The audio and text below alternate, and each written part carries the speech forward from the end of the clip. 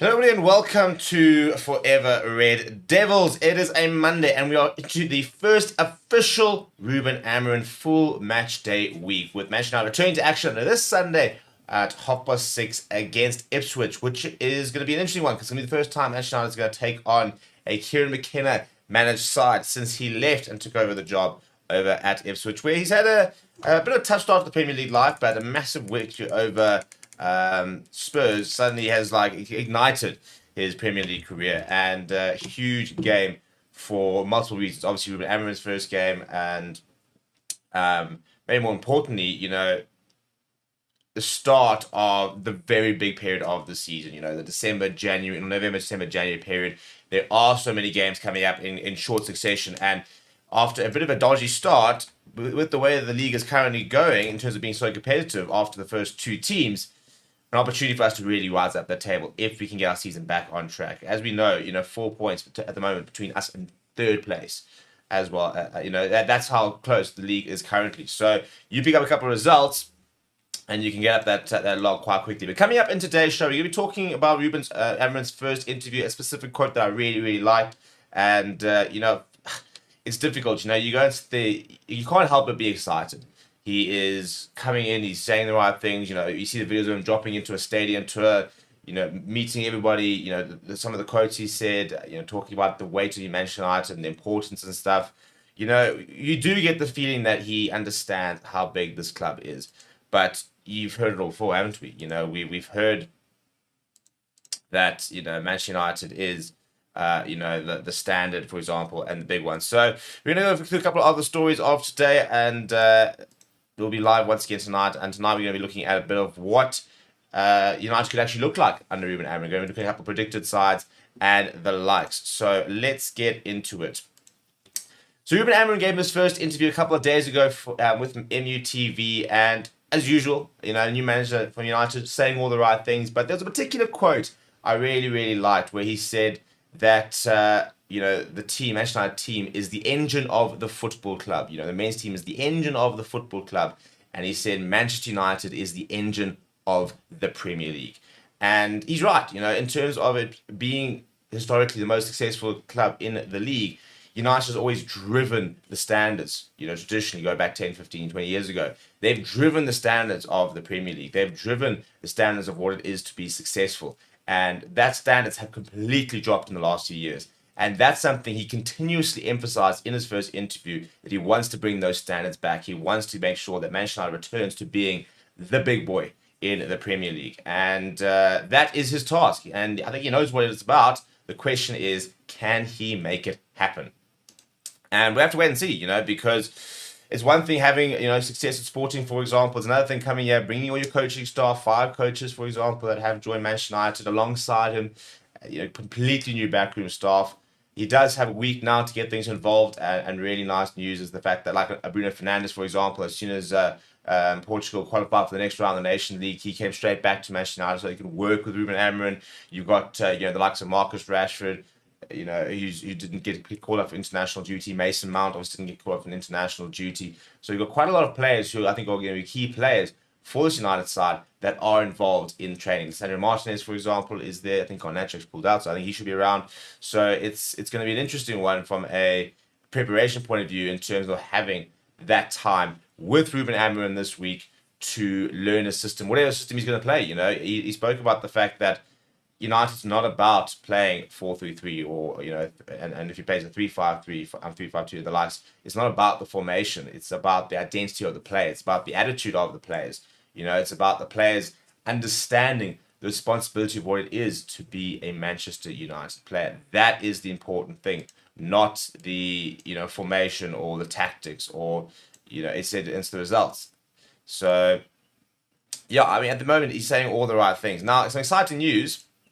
Ruben Amorim will officially take Manchester United training for the first time today. So last week he was in and around the club. He would have spoken to a lot of the players, for example. He probably would have taken a couple of meetings. They had to sort out, some of the structures with regards to coaches. But for a variety of reasons, which included a work visa, he wasn't really involved in training last week on the pitch. Whereas today, we have just learned that he will take his first Manchester United training session, which is a big part of the club because already the training session today, he'll be working on the formation. Because if he is going to go with the three at the back, for example, this will all start today with regards to how does that look? How does that play out on the attack, on the defense? How do we defend in that system? How do we attack in the system? Who plays where in the system? That's obviously the very hotly debated topic with regards to, wing backs versus wingers and who's going to be in the midfield, who's up front.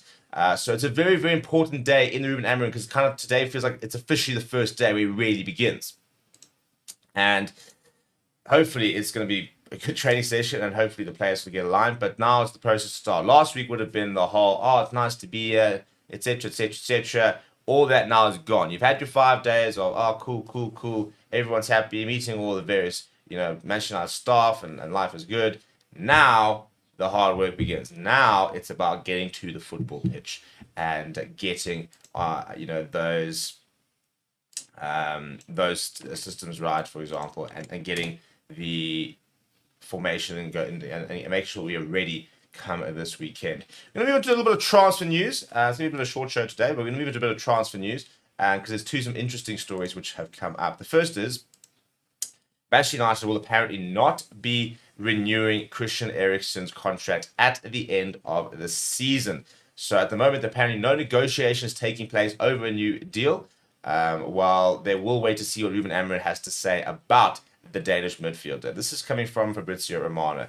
And at the moment, there was always the expectation that when his contract runs out at the end of the season, it will not be renewed and he will move on. That apparently at the moment is the situation. However, we're talking about a player who's actually been in brilliant form the last few months. I think he's actually been the top goal scorer for United in the last month or two. So he's had a really good season. Now, what will be interesting is regards to can he fit into a Ruben Amorim system and how does he fit into a Ruben Amorim system?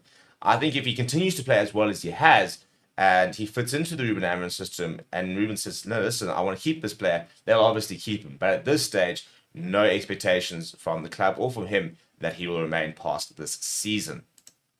Another interesting talk is a very hotly contested player who's Serbian defender. And I mean, Serbian defenders from United always have a good record.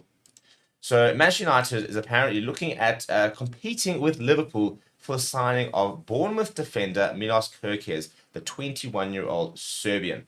And as mentioned, as I said earlier, we've got a great history of Serbian defenders. You look at our former club captain, Nemanja Vidic. Now, he is being monitored by a lot of big clubs after impressing this season. Liverpool apparently really pressing ahead for him. And Manchester United have officially joined the race for him. He's actually had 2 assists this season. Now, we know we need some defenders. That is not an opinion. It's just a fact. We brought in a couple of centre backs, but left back is the big issue for the club at the moment. So Malacia hopefully making a return. Luke Shaw still back. So 21-year-old left back, nice and young.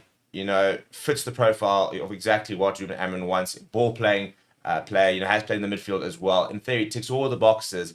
Can we get him in January? Unlikely, but this will hopefully be a big part of the new signings is getting that left back in. So that for me is probably the most exciting news of the day, is to hear that we are really sort of pushing forward for a young, nice left back. There were talks about Alphonso Davies. I don't think we necessarily I don't think we'll see that, even if we even bid for him and try and get him over the line. It will be a big money transfer if it is the case. And but apparently with Liverpool in talks with him, apparently United are already stepping up their approach for him. And it's nice to be involved in transfers between big clubs, because that is a big part of back to being United, is that we want to be sitting there competing against the best clubs in the world, not only, for example, for trophies, but in terms of signings and transfers and managers, because that then translates into competing for the highest levels and the likes. We're going to run up there. A couple of other things which need to sort out. So a very short show today, but I wanted to come on live and just give a bit of a short update. We will be live once again this evening for a bit of a further update, as well as a look into the potential system. So please do